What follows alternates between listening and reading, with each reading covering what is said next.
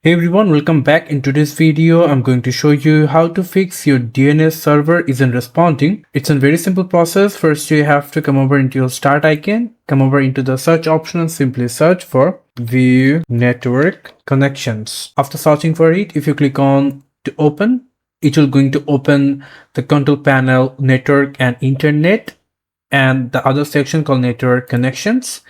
If you just minimize it, you can simply go for Ethernet. If you click on the right mouse button and click on properties, and here you need to select the internet protocol version 4 TCP/IPv4. If you click on that property sections, and in here you need to use the following DNS server as 888, 8 and 8. If you have a different preferred DNS server, then you should need to type 8, 8, 8 and 8.